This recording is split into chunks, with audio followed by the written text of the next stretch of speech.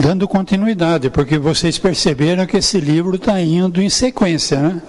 Hoje nós vamos encerrar o capítulo 24. O capítulo 24 ainda trata do não coloqueis a candeia debaixo do alqueire. Então Jesus deu uma ordem, tá? Brilhe a tua luz. Brilhou a luz, não esconde embaixo do alqueire, não. Põe no velador para iluminar o cômodo. Isso daí foi bem explicado nas últimas palestras, tá? Hoje o assunto é carregar a cruz. Quem quiser salvar a vida, a perderá. Caramba, né?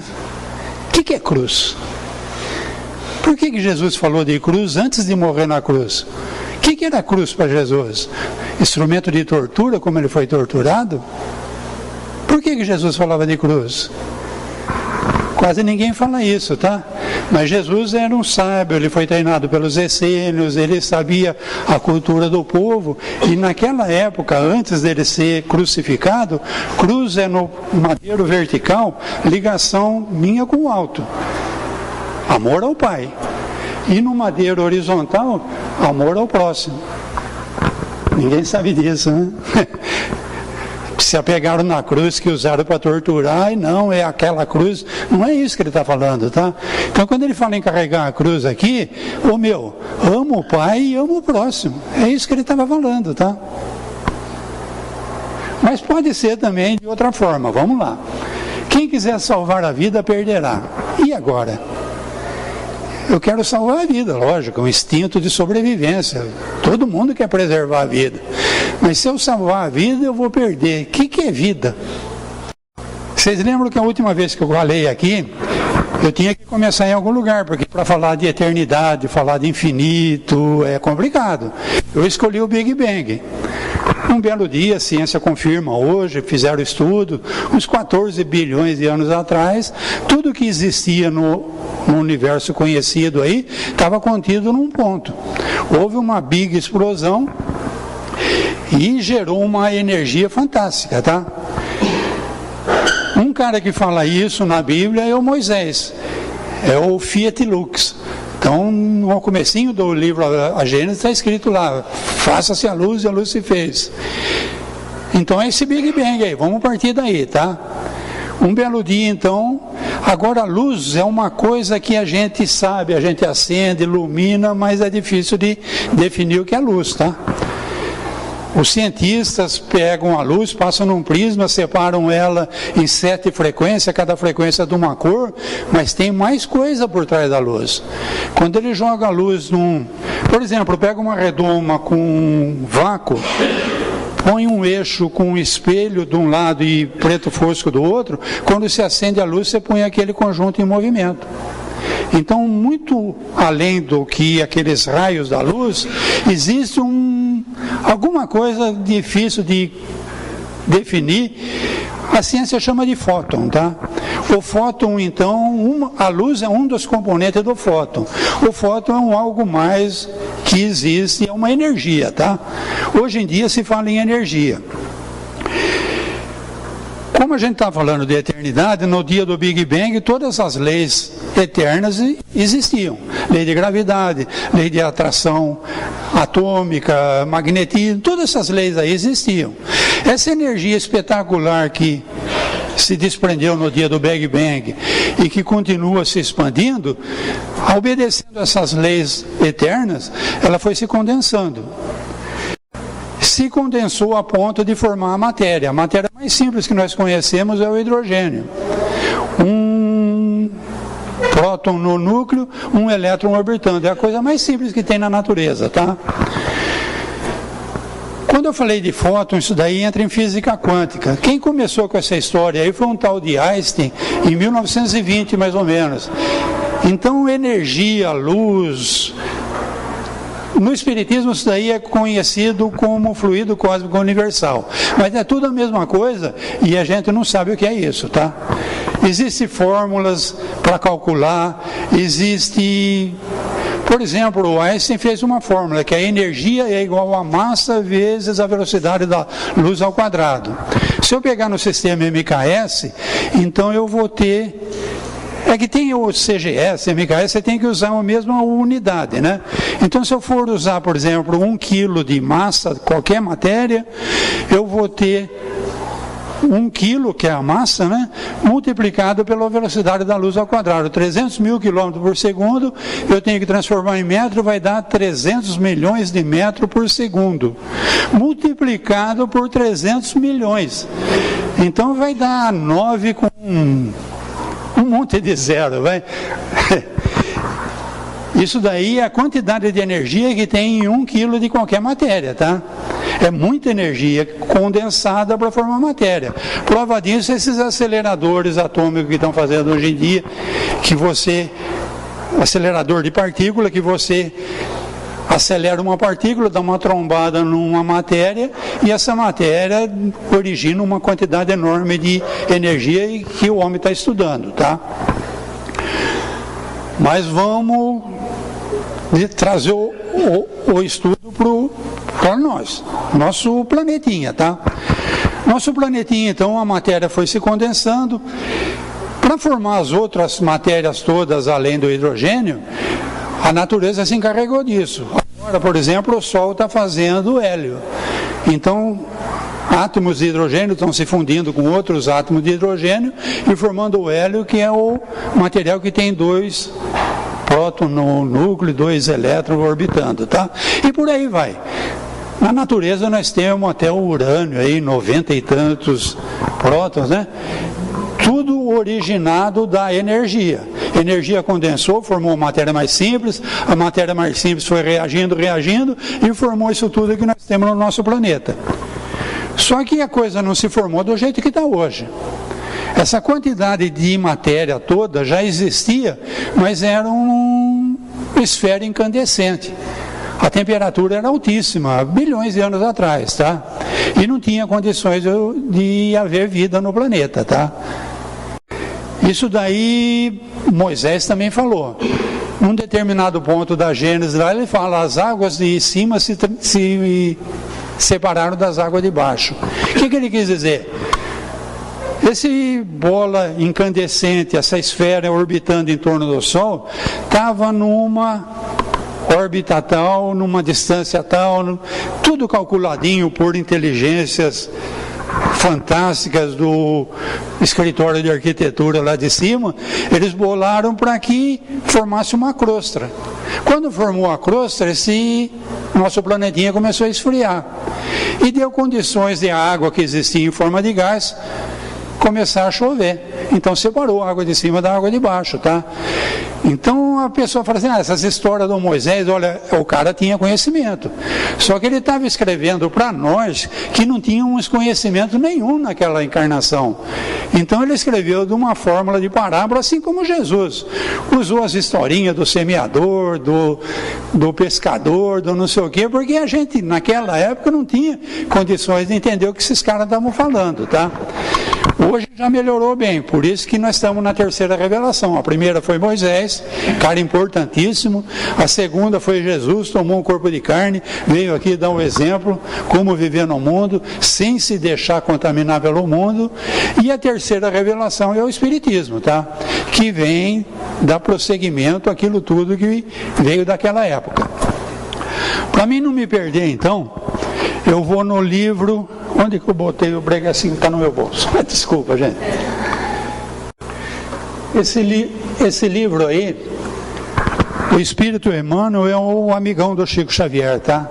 Espírito Emmanuel, ele um belo dia pegou o Chico na beira de uma represa lá e falou assim, olha meu, tem uma missão aí de escrever tantos livros, você topa? Aí o Chico Xavier falou assim, mas o que eu preciso? Que ele viu com o Espírito Emmanuel que se apresentou para ele. Chico tinha uma mediunidade formidável, tá? Era um cara de gabarito, um cara super elevado, né? O que eu preciso? Disciplina, disciplina e muita disciplina. E Chico topou, e 400 e tantos livros foram escritos pela mediunidade do Chico, e até hoje está saindo o livro do Chico, tá? O pessoal está achando papeizinhos que ele distribuiu pelo mundo todo aí, mensagens, e até hoje está saindo o livro novo do Chico Xavier, tá? Esse livro A Caminho da Luz, ele trata disso tudo que eu falei. A primeira parte que eu falei do Big Bang está lá também, o nome do capítulo é Forças Atômicas, tá? Se alguém for consultar. Mas eu achei muito legal isso daí, tá? Jesus reuniu nas alturas os intérpretes divinos do seu pensamento. É o escritório de arquitetura que eu falei lá, tá? Onde Jesus é o diretor executivo, tá? Ele reuniu a turma dele lá. Viu-se descer sobre a terra, das amplidões dos espaços ilimitados, uma nuvem de forças cósmicas, envolvendo um imenso laboratório planetário em repouso. Então nosso planetinha estava quietinho, já tinha formado a crosta, já tinha chovido, estava no ponto, já tinha matéria orgânica, o reino mineral estava legal. Então estava na hora de vir a vida. O pessoal, então, vocês veem que Jesus já era o diretor executivo desse escritório de arquitetura quando o planeta estava esfriando, o cara já era grandão já, tá? Reuniu a elite lá do escritório e olha como o Emmanuel escreve bonito, né? Das amplidões do espaço, uma nuvem de forças cósmicas. Forças cósmicas também é difícil de entender, tá? Dá para dizer que é o fluido cósmico universal, a energia, mas alguma coisa veio de fora do planeta, para quê? Daí a algum tempo, na crosta solidificada do planeta, como no fundo dos oceanos, podia-se observar a existência de um elemento viscoso que cobria toda a Terra. Então esse fluido cósmico aí formou um fluido viscoso, ainda não é vida, tá? É um fluido viscoso. Estavam dados os primeiros passos no caminho da vida organizada. Olha a vida aí como surgiu. Com essa massa gelatinosa, nascia no orbe o protoplasma, e com ele lançara Jesus à superfície do mundo o germe sagrado dos primeiros homens. Protoplasma é uma substância primordial dos organismos vivos, capaz de sentir e reagir a estímulos. Então esse fluido aí que se formou, que eles chamam de protoplasma, você cutucava ele já reagia, mas não era vida ainda não, tá? Vamos mais um pouquinho no caminho da luz. Dizíamos que uma camada de matéria gelatinosa envolvera o orbe terreno em seus mais íntimos contornos. Essa matéria amorfa e viscosa era o celeiro sagrado das sementes da vida. Daí então que ia surgir a vida, tá? O protoplasma foi o embrião de todas as organizações do globo terrestre. E se essa matéria sem forma definida cobria a crosta solidificada do planeta, em breve a condensação da massa dava origem ao surgimento do núcleo. Então isso que formou, um belo dia começou a se reunir, formou um núcleo, iniciando-se as primeiras manifestações dos seres vivos. Os primeiros habitantes do planeta, da Terra, no plano material, são as células albinoides, as amebas e todas as organizações unicelulares, isoladas e livres, que se multiplicam prodigiosamente na temperatura tépida dos oceanos. Então a vida começou na célula, tá? No ser unicelular. Esse ser unicelular foi se multiplicando, aí um desses seres unicelular absorveu o ferro, aí já começou a ter macho e fêmea, aí, porque a reprodução enquanto era ser unicelular era meiose, né? Uma célula dava origem a duas células, duas dava origem a quatro, ia se multiplicando, aí já começou a ter a reprodução, enfim, daí veio, tá? Então, a gente fala, mas o Moisés lá não falou que no sexto dia, calma aí, esse negócio de dia aí era a forma que ele encontrou para falar para a gente. No primeiro dia Deus fez isso, no segundo dia aquilo, o reino mineral, o reino vegetal, e Deus falava que era bom. O reino animal, e Deus falava que era bom. Quando fez o homem, o reino hominal, a sua imagem e semelhança, Deus falou que era muito bom. Então deu algo mais aí quando veio o homem. Mas por enquanto nós estamos falando do comecinho, tá? Ele falava em dia, mas era eras, tá? Várias eras até formar o reino mineral. Várias eras para chegar a essas formas de vida primárias aqui. Livro dos Espíritos, Allan Kardec. Pergunta 53. O homem apareceu em vários pontos do globo? Então Kardec perguntou para os espíritos. Tem o japonês diferente do indígena, diferente do negroide? Como é que foi isso daí? Então os espíritos responderam, sim, em diversas épocas, o que também deu lugar à diversidade das raças. Depois, dispersando-se sob diferentes climas e unindo-se a outras raças, formaram-se novos tipos. Então, nessa resposta do Livro dos Espíritos, está de acordo com a ciência, com as teorias da evolução. Então, esses homens diferentes um do outro, porque vieram em épocas diferentes, porque viveram em climas diferentes, condições diferentes. Então, por isso que se formou tudo. Não é que num determinado dia botou todos os homens aqui, o Adão. Vamos com calma aí, tem muita sabedoria, mas agora está na hora de interpretar isso, tá? E a doutrina dos Espíritos está aí para isso, tá? Para ajudar a gente a entender aquilo tudo, que não estava errado não. Pergunta 63. O princípio vital, aquele protoplasma lá, reside em um agente particular ou é apenas uma propriedade da matéria organizada? É ele o efeito ou a causa? Então, Kardec também era um cientista. Então ele está perguntando aqui se da matéria orgânica, tempestade ou raio, forma vida ou não. Quer dizer, a vida é por causa de uma determinada condição da matéria ou é uma coisa que vem de fora? É tanto um quanto o outro. A vida é o efeito produzido pela ação do agente sobre a matéria. Esse agente sem a matéria não é vida. Da mesma forma que a matéria não pode viver sem ele. Ele se dá a todos os seres que o absorvem ou assimilam. Então aquele tal de protoplasma lá precisa da matéria para ter vida. Então a vida espiritual não é o que nós estamos tratando aqui. Então quando está falando lá de quem quiser salvar a vida, vai perder, ele está falando de vida na carne, tá? A vida do corpo, tá? Plano espiritual é outro departamento. Hoje nós estamos tratando de vida na carne. Se você tiver a matéria prontinha, mete eletricidade, dá choque nela, tenta fazer o que o Frankenstein tentou, você não vai conseguir vida não, tá? Precisa dar, um depende do outro, tá? Só o princípio espiritual sem a matéria de acordo não tem vida. E só a matéria de acordo sem o princípio espiritual não tem vida. Continuando no Livro dos Espíritos. Como a alma que não atingiu a perfeição pode depurar-se, submetendo-se à prova de uma nova existência? Reencarnação. Vamos fazer outro parênteses aqui agora. Vamos voltar lá no Moisés. Ele criou o Adão à imagem e semelhança de Deus. Então foi a primeira criação. Se você for no próprio Evangelho da Bíblia, você vai encontrar João falando que Deus é Espírito. Se a primeira criação foi o homem à imagem e semelhança de Deus, não é o homem na carne ainda, é o homem Espírito. Mas as pessoas falam assim, mas esses homens que a gente vê... Não, ele está falando que a primeira criação, no primeiro capítulo da Gênesis, a imagem e semelhança de Deus. Esse daí era perfeito. Perfeito por quê? Porque não tinha ambição, não tinha vaidade, não tinha orgulho, não tinha paixões. Ele era perfeito. Ele só tinha todos os instintos, ele estava pronto para progredir e era perfeito. Só que nesse progresso, então, ele adquiriu paixões.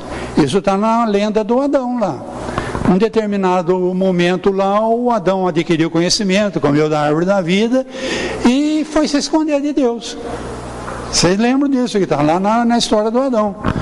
Já tinha uma malícia, já queria se cobrir porque ele viu que ele estava nu, já complicou. Aí Deus falou assim, vou ter que fazer uma segunda criação. Vocês sabiam que na Bíblia tem uma segunda criação? No próprio livro da Gênesis, no primeiro capítulo, Deus criou o homem à sua imagem e semelhança. No segundo capítulo, Deus tomou do pó da terra, providenciou um corpo e deu um sopro de vida. É a segunda criação. Então é desse segunda criação que nós vamos tratar, tá? Por quê? Porque o homem que foi criado perfeito, deixou de ser perfeito quando adquiriu determinados conhecimentos. Por livre-arbítrio, ele poderia ter ido aqui, foi aqui, ele poderia ter ido aqui, foi ali, ele poderia ter ido lá, veio aqui. E nessa caminhada dele, nessas várias existências, ele se tornou o que se tornamos nós. Espíritos em expiações ou provas, que é o que o nosso planeta cuida, tá? Existem outras humanidades em outros planetas. Nesse planeta aqui são espíritos em expiação e prova. Expiação tem a ver com o que eu fiz na vida passada. Então eu tenho que sentir na carne aquilo que eu fiz os outros sofrerem para ver que aquilo não é bom. É aprendizado. E passar por prova para ver se eu já estou pronto para, numa próxima encarnação, ter uma existência melhor, tá? Então, expiação e prova. 166A. De que forma a alma realiza essa nova existência? Ao depurar-se, a alma experimenta uma transformação, mas isso lhe é indispensável à prova da vida corporal? Pergunta interessante, né? De que forma que é isso? Ao depurar-se, a alma experimenta uma transformação. Então, vivendo na carne, passando por expiações, passando por prova, a alma vai depurando. Mas para isso é indispensável a vida na carne. O espírito não progride no plano espiritual? Progride. Mas o progresso é muito mais efetivo aqui na carne. Por quê? Porque na carne a gente fica amortecido. No plano espiritual eu sou o que eu penso. Se eu pensei raiva, eu sou totalmente raiva. Se eu pensei amor, eu sou totalmente amor. Se eu não mudar meu pensamento, eu não mudo. Porque no plano espiritual eu sou o que eu penso. Aqui na carne, a coisa é amortecida pela existência do corpo. Então eu vou ficando doente, eu vou ficando cansado, eu tenho sono, eu tenho repouso, eu fico velho, eu fico incapacitado. Tudo isso daí vai amortecendo o meu pensamento. E é muito mais fácil de eu mudar na carne, tá? 166b. A alma passa por muitas existências corporais, então desde quando começou aquele protoplasma lá até hoje, sim, todos nós temos várias existências. Então o pessoal fala assim, não, meu filho, minha mãe, meu pai. Ô meu, você teve muitas vidas, cara. Qual mãe que você está falando? Qual pai que você está falando? A hora que eu desencarnar eu vou encontrar? Vai. Quem? Quem teve um laço de amor muito forte com você vai te encontrar. Agora, não é porque você teve essa mãe aqui que a tua ligação amorosa mais forte é essa, tá? Nós tivemos muitas existências, tá, gente? E nós vamos ter muitas mais até nos tornarmos espírito puro, tá? Tá complicado? Mas é legal. O espiritismo é formidável, tá? Ele mexe com os parafusinhos da gente. AC. Parece resultar desse princípio que a alma, após ter deixado o corpo, torna outro corpo. Sim, é assim. É evidente. Então, não é a primeira vida que eu tive e nem vai ser a última, tá? Eu não sou ainda espírito puro, não tenho asinha, não sou anjo. Vou ter outros corpos até eu chegar lá, tá?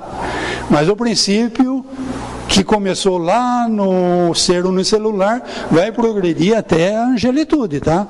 Um dia nós vamos estar no escritório de arquitetura lá trabalhando junto com Jesus, meu. Vamos voltar no livro A Caminho da Luz. Mais na frente ele diz assim: o Cristo veio trazer ao mundo os fundamentos eternos da verdade e do amor. Sua palavra mansa e generosa reunia todos os infortunados e todos os pecadores. Jesus gostava de falar para o povão. Ele ia na praia, ele ia onde o povo estava reunido para falar, tá? Escolheu ambientes mais pobres e mais desataviados para viver a intensidade de suas lições sublimes, mostrando aos homens que a verdade dispensava o cenário suntuoso dos aerópagos, sei lá o que é isso, dos fóruns e dos templos, para fazer-se ouvir na sua misteriosa beleza. Sua pregação na praça pública verificam-se a propósito dos seres mais desprotegidos e desclassificados, como a demonstrar que a sua palavra vinha reunir todas as criaturas na mesma vibração de fraternidade e na mesma estrada luminosa do amor. Jesus, então, ele não se negava de falar com... Ele até preferia falar com o pecador, com a prostituta, com o cobrador de impostos. Ele dizia que quem precisava de médico é quem estava doente. Agora, aqueles mais orgulhosos lá do templo, dos judeus lá, ele não dava muita moral, não. Então, agora nós vamos entrar no capítulo que está designado hoje. Isso tudo aí foi para entrar aqui, tá?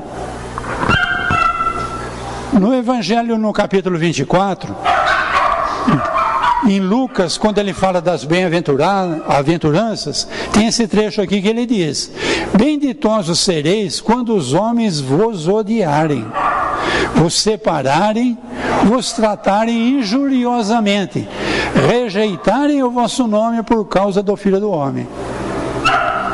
Aconteceu, tá?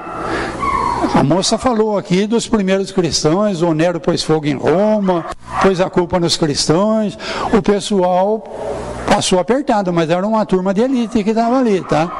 Vocês lembram, vocês já viram em filme que eles iam para a arena para ser queimado como tocha humana e iam cantando o hino, tá? Eles tinham fé, era uma turminha preparada que estava ali, tá?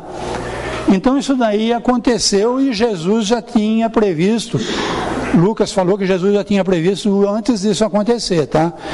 Que os homens que seguissem Jesus iam ser perseguidos, iam ser odiados, tá? Regozijai-vos nesse dia e alegrai-vos, pois uma grande recompensa vos está reservada no céu. Pois era assim que os pais deles tratavam os profetas. Então aqui ele já está falando que acontecia bem antes, tá?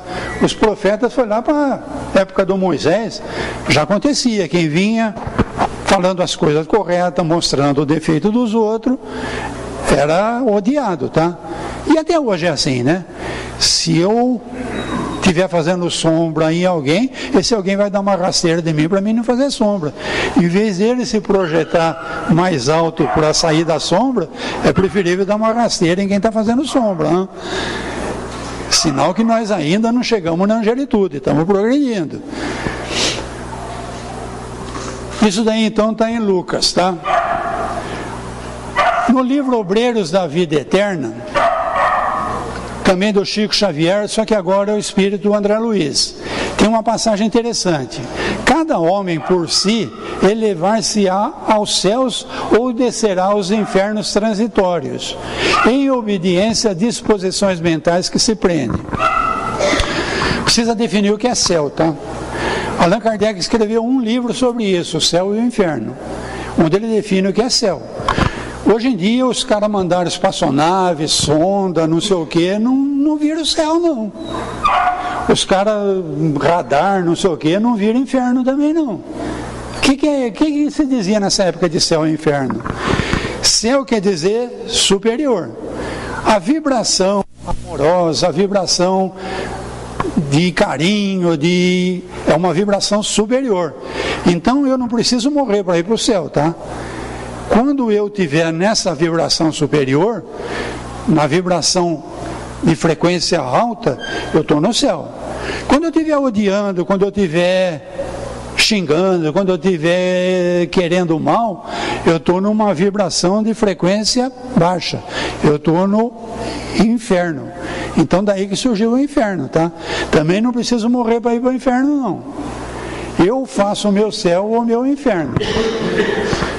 Livro Nosso Lar, Chico Xavier e André Luiz também. Deus criou seres e céus, mas nós costumamos transformar-nos em espíritos diabólicos, criando nossos infernos individuais.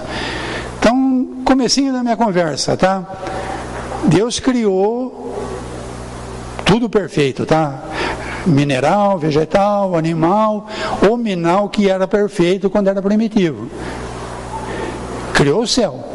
Só que o homem criou o seu espírito diabólico, se transformou em espírito diabólico. Isso não foi Deus que fez. Esse homem que estupra, como ela falou, que mata, que rouba, isso daí não foi criação de Deus. Isso foi criação do próprio homem quando adquiriu conhecimento. Resolveu que ia ter, assim, paciência. Tá? Deus sabe que isso é provisório, tá? Evangelho segundo o Espiritismo. Ao chamar a si o povo e os discípulos, disse-lhes: se alguém quiser me seguir, que renuncie a si mesmo, que carregue sua cruz e siga-me, pois aquele que se quiser salvar a si mesmo, se perderá, e aquele que se perder por amor a mim e ao Evangelho, se salvará. De fato, de que serviria um homem ganhar o tudo e perder a si mesmo? Então, lembrando que cruz não é castigo. Cruz é amar a Deus, amar ao próximo, tá? Renuncia a si mesmo. É difícil, né? Mas é a fórmula do amor. Isso daí está em vários pontos do Evangelho. O livro Evangelho segundo o Espiritismo e mesmo o Evangelho da Bíblia, ele é o guia, tá? Jesus falou, olha, isso daqui para se salvar, para sair desse mundo de provas e expiações que vocês estão com tanta dificuldade aí, o caminho está aqui, no Evangelho. Então, como que eu vou amar o próximo? Respeitando o ponto de vista dele. Se eu vou continuar no meu ponto de vista, eu não vou conseguir amar meu próximo. Mas eu tenho que dar atenção para o ponto de vista dele, para poder entender o porquê que ele está fazendo daquela forma. E assim como Jesus amou a prostituta, amou o cobrador de imposto, amou o ladrão, a gente vai amar o nosso irmão, mesmo sendo ele um grande inimigo nosso. Porque nós passamos a entender o ponto de vista dele, tá? Complicado? Difícil? Para isso existe a vida. Para isso Deus fez a segunda criação. Corpo de pó, do pó viesse, ao pó tornará. Mas aproveita enquanto você está no pó aí, aprende umas coisas, tá? O Evangelho ajuda. Céu ou inferno começam dentro de nós. Exprimem o equilíbrio ou a perturbação, a alegria ou a dor, a consciência em paz pelo bem realizado, ou a que se encontra carregada de remorsos pelos equívocos cometidos. Encarnados ou desencarnados, tudo que nos rodeia foi inicialmente gerado em nosso próprio íntimo. Quando nos conscientizamos da capacidade que todos possuímos de materializar no exterior o que somos por dentro, entenderemos que cada um de nós vive num mundo de luz ou de trevas que escolheu para si. Então tem muita gente que fala assim, não, mas a família que eu vim, não, mas a educação que eu tive, não, mas o lugar que eu frequento, onde eu moro. Dá um tempo, cara. Depende de nós. Mas para viver como Jesus dá nessa sociedade de hoje é impossível. Ele avisou lá atrás que é difícil mesmo. Mas é assim que tem que ser, tá?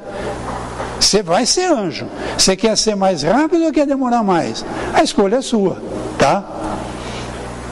Isso daqui, então, essa página aqui está no Evangelho segundo o Espiritismo de Kardec, tá? E continua lá.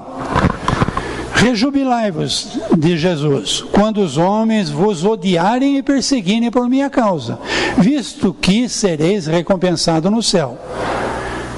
Então ele está prevendo, tá? Vai acontecer. Você vai ser odiado porque você está seguindo o certo, você está mostrando aos outros que eles têm pé de barro, eles não querem que ninguém veja que eles têm o pé de barro, então eles vão te odiar. Sereis recompensado no céu, não quer dizer que eu vou morrer, eu vou para o céu. Quer dizer que eu vou passar a viver numa vibração superior. Antes de morrer, eu já vou estar no céu. Considerai-vos ditosos, quando haja homens que pela sua má vontade para convosco, vos dê ocasião de provar a sinceridade da vossa fé. Porquanto o mal que vos façam, redundará em proveito vosso. Lamentai-lhes a cegueira, porém não os maldigas. Amar o inimigo, né? Então o cara aprontou comigo. Eu tenho que agradecer a oportunidade que ele está me dando de eu provar que eu já consigo ver o ponto de vista dele, consigo perdoá-lo e não vou maldizê-lo. Entenderam o que é amar o inimigo? O Evangelho ainda tem. Depois acrescenta, né? Tome a sua cruz aquele que quiser seguir. Então não é tomar a cruz, pregar, ser crucificado. Amar a Deus, amar ao próximo, tá? Ama a Deus, ama ao próximo, que se quiser seguir. Isso é, suporte corajosamente as tribulações que sua fé lhe acarretar. Pois aquele que quiser salvar a vida e seus bens, renunciando a mim, perderá as vantagens do reino dos céus.